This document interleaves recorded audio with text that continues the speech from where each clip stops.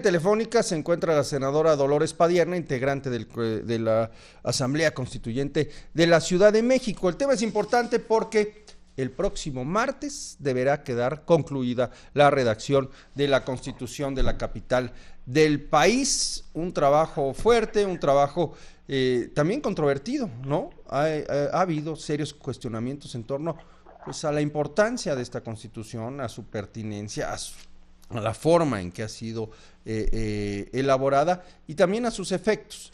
Senadora, ¿cómo está? Buenos días, muchísimas gracias. Gracias por tomar la llamada. ¿Cómo van las cosas? Parecía que no se iba a lograr, parecía que todo se retrasaba. Finalmente tendremos Constitución los capitalinos para el próximo martes. Sí, es un compromiso con toda la población de la capital. No puedo decir con los ciudadanos porque aquí se piensa en todos, desde que nacen hasta que mueren. Realmente todo está considerado, todos los aspectos también. Hay un proyecto de ciudad muy grande, muy importante, muy de avanzada, y la gran importancia o trascendencia de esta Constitución es que es la primera basada en los derechos humanos. En 2011 hubo una reforma a los derechos humanos, pero quedó ahí como letra muerta. El 122 constitucional, que es el antiguo estatuto de gobierno que regía a la Ciudad de México, estableció en su reforma política que la constitución de la ciudad se basara en los derechos humanos con todo lo que eso significa. Entonces el eje central de esta constitución son los derechos humanos, pero no solamente hicimos una bonita, gigantesca e importante carta de derechos, sino que los derechos en esta Constitución son exigibles y son justiciables. Ya están aprobados todos los mecanismos y el marco institucional para que los derechos sean exigibles y la gente tenga acceso fácil a la justicia. Hay un cambio sustancial en el Poder Judicial. Hay cambios muy importantes en la visión de instituciones, porque aquí las instituciones se vuelcan al servicio de la gente y a la garantía de los derechos humanos.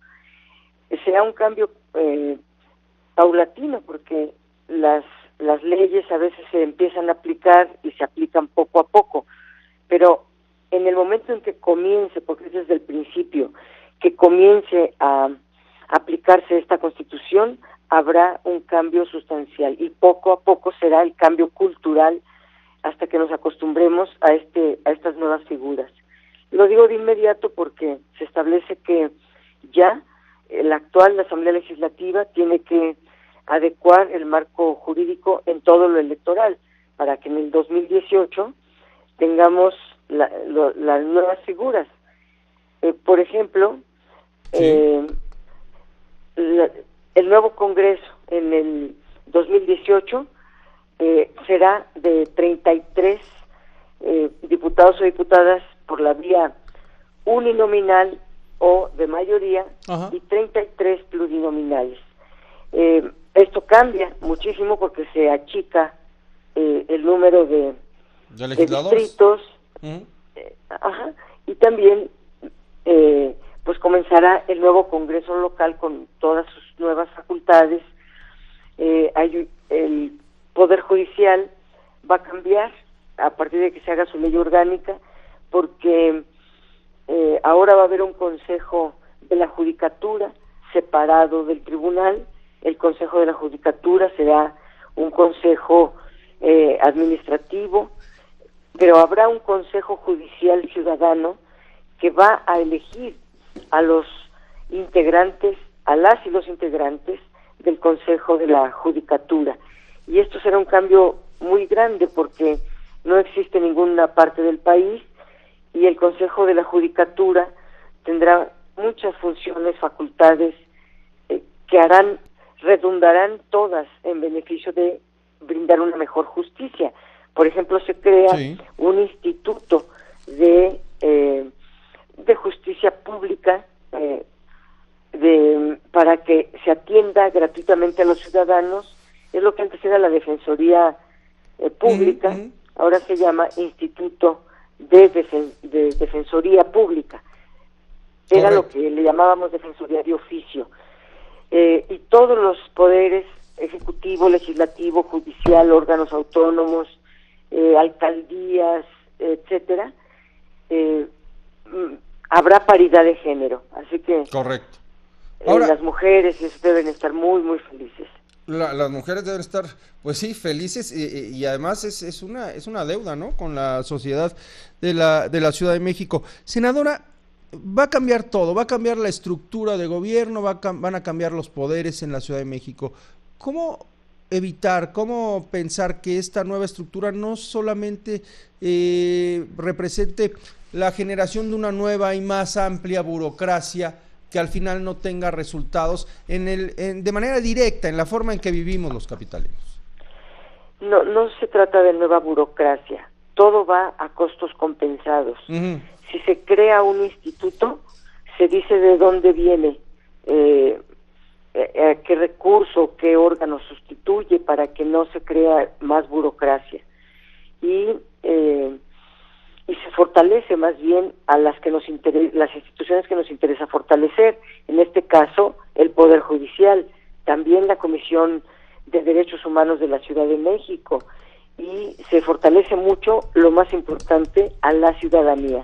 Hay un capitulado enorme de poder ciudadano. La ciudadanía podrá estar no solamente como está hoy, con todos los derechos de hoy, sino se agregan el plebiscito, el referéndum, todas las figuras de democracia directa, y además las contralorías ciudadanas que podrán estar pues supervisando a los órganos internos de control, es decir, son los ojos de los ciudadanos en las instituciones, y los consejos ciudadanos habrá tantos como la gente decida, y todos tienen facultades, tienen derechos, no son desde luego funcionarios públicos, porque entonces se perdería toda esa visión, son honoríficos, no se paga. Por ejemplo, al Consejo Judicial Ciudadano pues se le crea para una sola ocasión, y no es para crear burocracia, sino para escoger gente de muy alto perfil, muy ajeno a los poderes, que escoja a las abogadas y abogados mejores que vayan al Consejo de la Judicatura. Senadora, ¿cuál debe ser el efecto práctico de este nuevo estatus de la Ciudad de México, de esta nueva Carta Magna de la Ciudad de México? ¿En qué debe mejorar nuestra vida en la práctica? Primero, se hace un enorme esfuerzo de austeridad, está marcado como derecho, un derecho a la buena administración, y esta buena administración va a redundar en beneficio de la gente. Es decir, los buenos gobiernos, no como declaración, sino como exigencia, como derecho humano. Y hay una lista de derechos nuevos.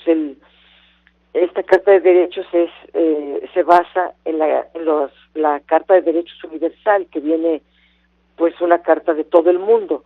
Es una ciudad global que recibe, es una ciudad refugio, es una ciudad migrante, y se le reconocen todos los derechos que antes no tenía la ciudad. El jefe de gobierno o jefa de gobierno contarán con todas las facultades casi de un gobernador o gobernadora. Digo el casi porque se le llama jefe de gobierno, porque la Ciudad de México seguirá siendo sede de los poderes federales y capital de la República, y eso la hace diferente. Tendremos todo un capítulo dedicado a la capitalidad, a los servicios metropolitanos, y los pueblos indígenas. Es la primera vez que se hace una consulta en el mundo a los pueblos indígenas, y que tiene un capitulado grande, importante, avanzado para los pueblos indígenas. Es no solo una visualización, un reconocimiento a sus derechos, sino una mirada al siglo XXI. Vemos hacia 700 años atrás, pero lo proyectamos al siglo XXI para que toda la población indígena esté considerada en esta Constitución con, hubo una convención indígena mundial, ahora toda la declaración de pueblos indígenas a nivel internacional se acepta en la Constitución de la Ciudad de México, y eso también va a ser un salto cualitativo, democrático y de justicia con los pueblos y barrios originarios y todas las poblaciones indígenas. Pues senadora, yo le agradezco mucho que nos tome la llamada y ojalá podamos hablar más adelante para entrar a fondo, ¿no?, en cada uno de los temas que contiene esta Constitución, esta Carta Magna, que además es muy amplia en materia de derechos y vale la pena abordar con calma, pues por partes, ¿no? Cada sector o cada sección que contiene este documento. Sí, ayer, por ejemplo, se adoptó el mínimo básico que decretó la Suprema Corte de Justicia de la Nación, que toda mexicano tiene derecho a un ingreso mínimo. Esto no como salario, el salario es una cosa, pero al traerlo de la Suprema Corte, convierte a la Ciudad de México también en original, porque velará para que se erradique la pobreza alimentaria en esta ciudad. Ya no, en la medida en que se vaya aplicando, que tiene que ser el día 1 del próximo gobierno, tendrá que decir qué porcentaje de las personas en pobreza entran bajo esta figura, para que, complementada con su salario, con otras prestaciones que tenga, simplemente salga de la pobreza. Muy bien, gracias, senadora. A usted, muchísimas gracias. Muy buenos días, la senadora Dolores Padierna. El próximo martes quedará pues lista la nueva Carta Magna de la Ciudad de México y bueno, pues estaremos atentos para analizar ya su contenido final.